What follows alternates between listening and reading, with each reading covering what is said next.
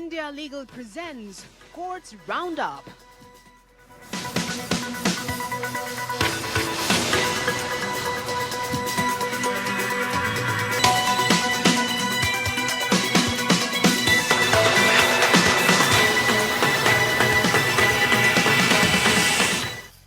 नमस्कार, आप देख रहे हैं हमारी खास पेशकश कोर्ट्स राउंडअप। मैं हूं आपके साथ नेहा दुबे। इस बुलेटिन में अगले आधे घंटे हम आपको कोर्ट से जुड़ी तमाम छोटी बड़ी खबरों से करवाएंगे रूबरू। कोर्ट की कार्रवाई और सुप्रीम कोर्ट से लेकर हाई कोर्ट्स और लो कोर्ट्स तक के फैसलों को रखेंगे आपके सामने। तो आइए शुरू करते हैं कोर्ट्स राउंडअप।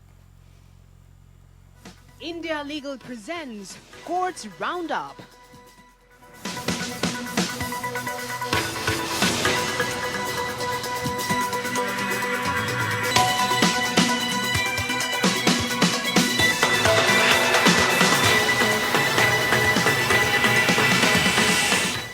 राज्यों में सीबीआई जांच मामले में सुप्रीम कोर्ट में सुनवाई हुई। केंद्र सरकार ने सुप्रीम कोर्ट में कहा है कि सीबीआई पर केंद्र का नियंत्रण नहीं है।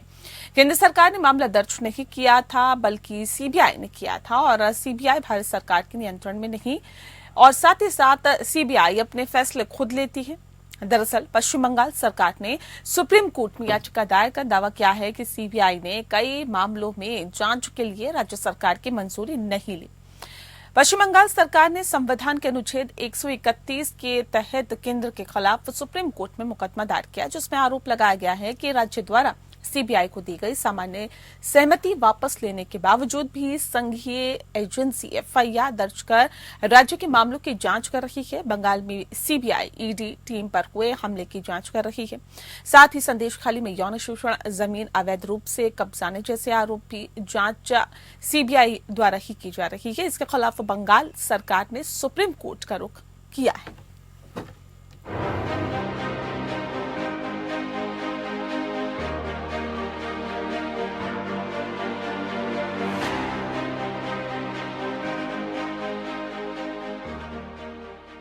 पश्चिम बंगाल सरकार द्वारा सहमति नहीं दिए जाने के बावजूद राज्य में मामलों की जांच सीबीआई से करवाए जाने को चुनौती देने के मामले में सुनवाई हुई। Justice B R. गवई की अध्यक्षता वाली बेंच में सॉलिसिटर जनरल तुषार मेहता ने कोर्ट को बताया कि सीबीआई केंद्र सरकार के अधीन नहीं है, इसीलिए ये केंद्र सरकार और राज्य के बीच विवाद में अनुच्छेद 131 के तहत ओरिजिनल सूट का विषय नहीं हो सकता और राज्य इसमें याचिकाकर्ता नहीं हो सकती। सॉलिसिटर जनरल ने कहा कि सीबीआई मामला दर्ज करती है, न कि केंद्र सरकार, इसीलिए केंद्र सरकार को पक्षकार नहीं बनाया जा सकता। यहाँ पश्चिम बंगाल सरकार जिन मामलों का उदाहरण बंगाल दे रही है वो ऐसे मामले हैं जिन्हें संबंधित हाई कोर्ट द्वारा दर्ज करने का आदेश दिया जाता है। इन तथ्यों को जानबूझकर छुपाया जा रहा है। सॉलिसिटर जनरल ने कहा कि सीबीआई मामलों की जांच कर रही है, हालांकि सीबीआई को भी यहाँ पक्षकार नहीं बनाया जा सकता। उन्होंने कहा कि भले ही वर्तमान मुकदमे का फैसला पश्चिम बंगाल सरकार के पक्ष में हो, लेकिन ये लागू नहीं होगा। कोर्ट सूट की मेंटेनेबिलिटी को तय करेगा। तुषार मेहता ने कहा कि तर्क ये दिया जाता है कि सीबीआई को केंद्र द्वारा अन्य विभागों की तरह बनाया गया है, जबकि सीबीआई का गठन Delhi police special establishment act 1946 के तहत हुआ है।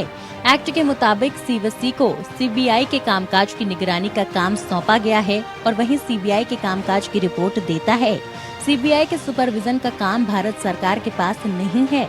सॉलिसिटर जनरल ने 1997 के विनीत नारायण फैसले का हवाला देते हुए कहा कि सीबीआई की भारत सरकार से एक अलग कानूनी पहचान है। हालांकि पहले सरकार सीबीआई का नियंत्रण चाहती थी, लेकिन कोर्ट ने इसे खारिज कर दिया।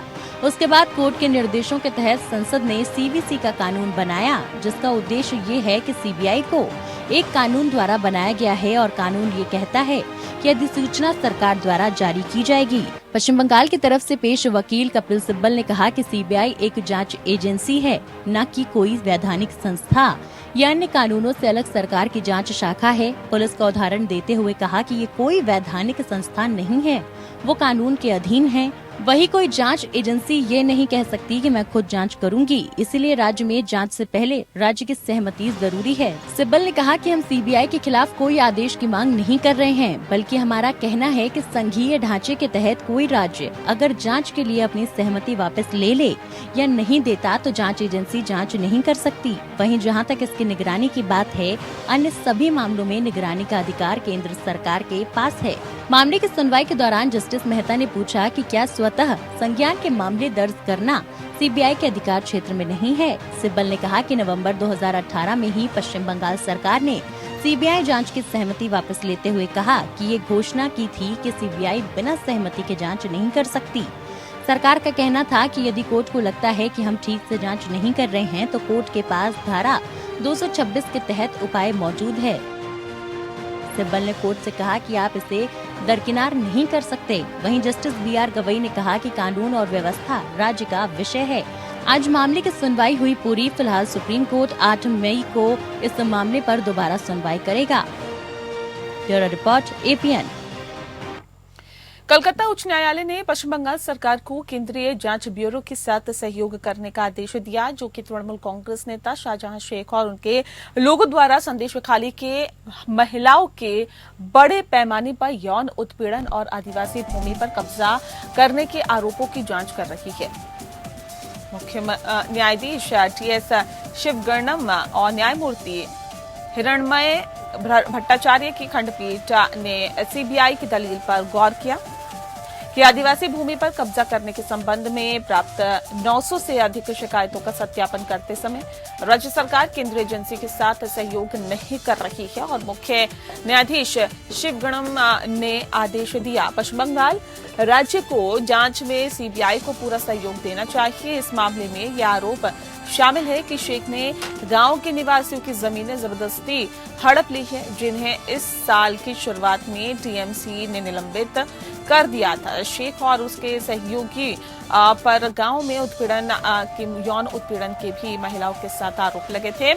लगभग 55 दिनों तक भागने के बाद अंततः उसे पश्चिम बंगाल की पुलिस ने गिरफ्तार कर लिया है। 10 अप्रैल को पारित एक आदेश में उच्च न्यायालय ने मामले की जांच सीबीआई को स्थानांतरित कर दी थी। आज की सुनवाई के दौरान भारतीय जनता पार्टी नेता और वकील प्रियांक टिब्रेवाल ने अदालत को बताया कि उन्हें गठित यौन उत्पीड़न के पीड़ितों के फोन आए थे और उन्होंने दावा किया था कि महिलाओं को शेख या उसके आदमियों के खिलाफ मामला दर्ज करने की धमकी दी गई थी। मामले में याचिकाकर्ताओं में से एक वकील अलख श्रीवास्तव ने बेंच से आग्रह किया या तो एक महिला समिति का गठन किया जाए या फिर सीबीआई को पीड़ितों के बयान दर्ज करने के लिए केवल महिला अधिकारियों को भेजने के लिए कहा जाए, जैसा कि मणिपुर हिंसा मामले में किया गया था। मामले की अगली सुनवाई 14 जून को होगी।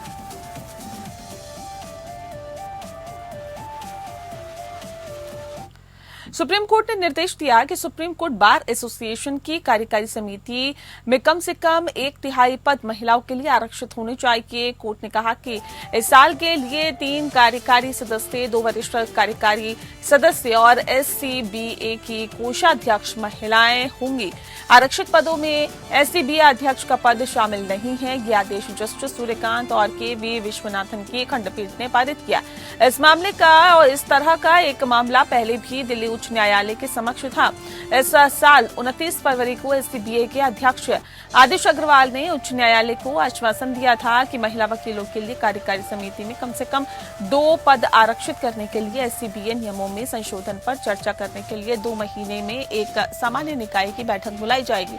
यह आश्वासन वकील योग माया MG द्वारा दायर याचिका पर दिया गया था, जिन्होंने उच्च न्यायालय में निर्देश देने की मांग की थी और ताकि SCBA एक मुद्दे पर चर्चा के लिए एक बैठक बुलाए।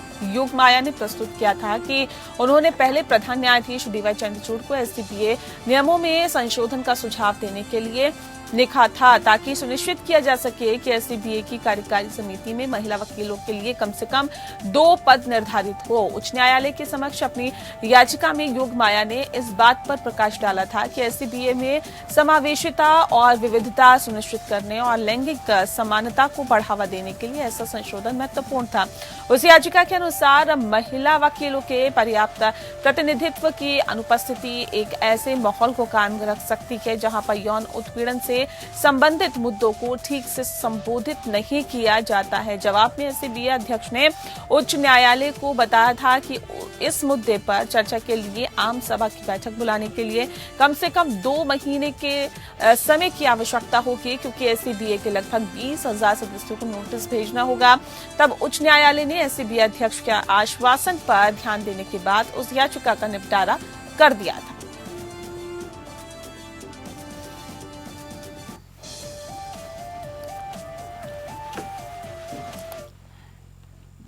सुप्रीम कोर्ट ने कहा है कि जांच एजेंसी द्वारा दायर आरोप पत्र में साक्ष्य की प्रकृति और मानक ऐसे होने चाहिए, अगर साक्ष्य साबित हो जाए तो अपराध स्थापित हो जाए।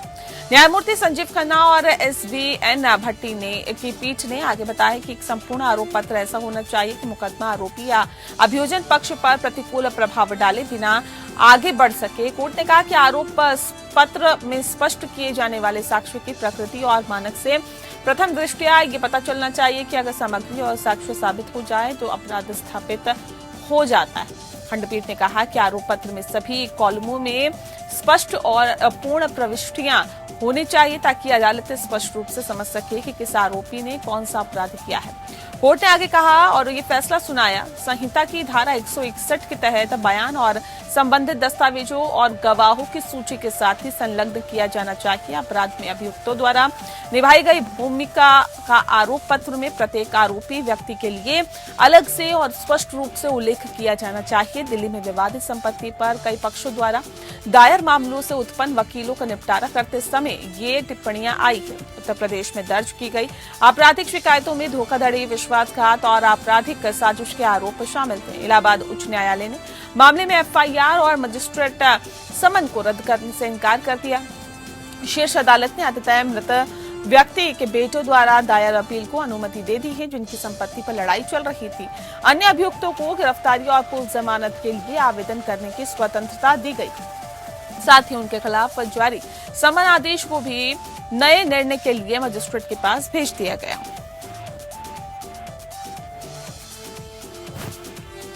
कोर्ट ने उत्तर प्रदेश विधानसभा के सदस्य अब्बास अंसारी को एक मामले में जमानत देने से इनकार कर दिया।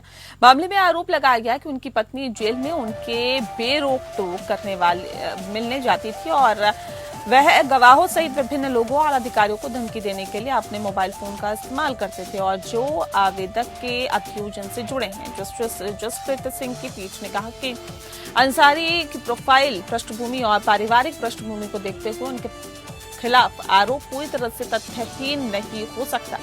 इसके अलावा एकल जज ने इस स्तर पर उन्हें जमानत देने से इनकार किया क्योंकि उन्होंने कहा कि मामले में चश्मदीदों और पुलिस कर्मियों से अभी पूछताछ नहीं की गई है और ये देखते हुए कि अंसारी पुलिस और जेल अधिकारियों पर अपना प्रभाव इतने प्रभावी ढंग से इस्तेमाल कर सकता है। अदालत ने कहा कि अच्छी तरह से कल्पना की जा सकती है कि आवेदक कैसे प्रभावी ढंग से किसी भी गवाह को प्रभावित करने या उसे अपना रुख बदलने के लिए मनाने की शक्ति हासिल कर सकता है।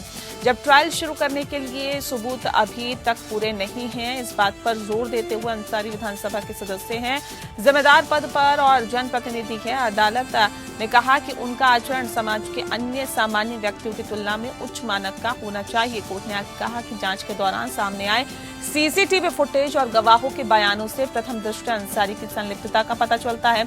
अंसारी पर मुख्य आरोप ये है कि वह अपनी पत्नी के मोबाइल फोन का इस्तेमाल लोगों को पैसे वसूलने के लिए, धमकाने के लिए करता था और उनके प्रति वफादार लोगों का एक समूह पैसे इकट्ठे करता था और उसके पास लाता था। मामले में जमानत की मांग करते हुए अंसारी ने हाईकोर्ट के समक्ष दलील दी कि उनके खिलाफ कोई अपराध नहीं किया गया है। दूसरी ओर राज्य के वकील ने यह तर्क देते हुए उनकी जमानत याचिका का विरोध किया। अंसारी के खिलाफ वो सबूत सामने आए हैं और CCTV फुटेज से अपराध में उनकी संलिप्तता का पता चलता है।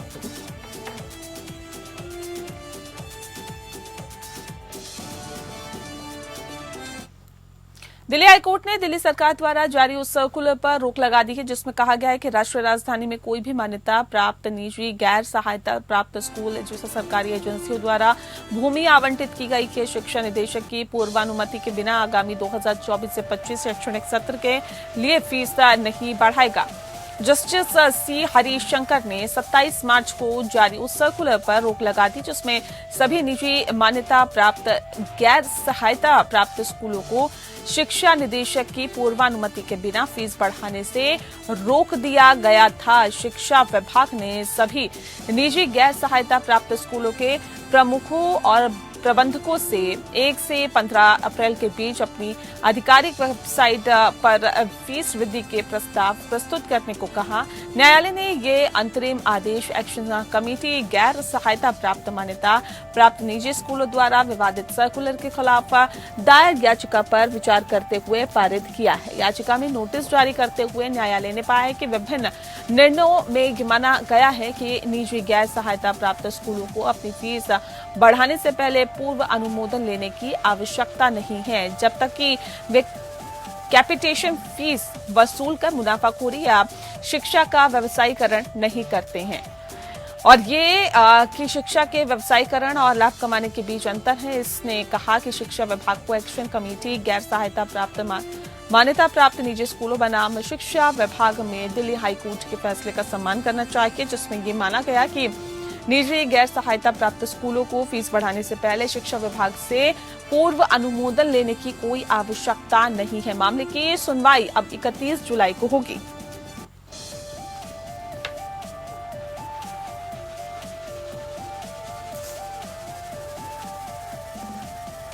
दिल्ली हाईकोर्ट ने 4 वर्ष के LLB कोर्स पर दायर जनहित याचिका पर विचार करने से इनकार कर दिया। याचिका में केंद्र को 4 वर्षीय LLB कोर्स की व्यवहार्यता का पता लगाने के लिए रिटायर्ड न्यायाधीशों, कानून के प्रोफेसर्स और वकीलों से मिलकर कानूनी शिक्षा आयोग गठित करने का निर्देश देने की मांग की गई थी।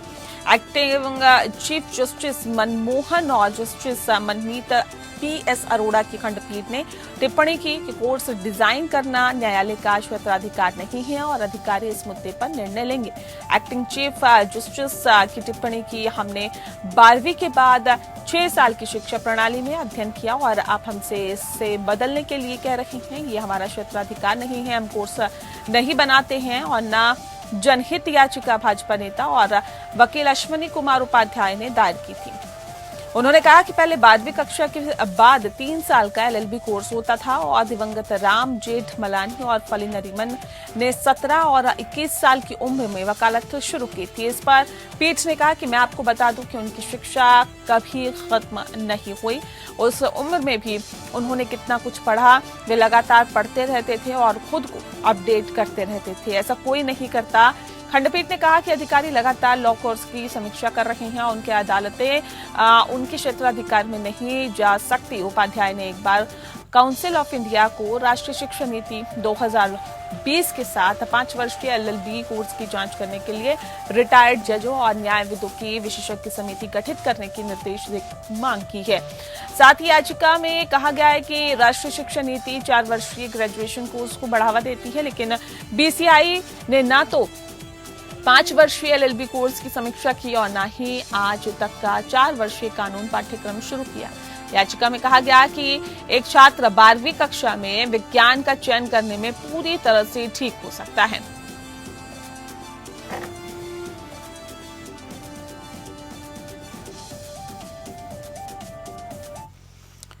और इसी के साथ फिलहाल इस बुलेटिन में इतना ही। नमस्कार। India Legal presents Courts Roundup.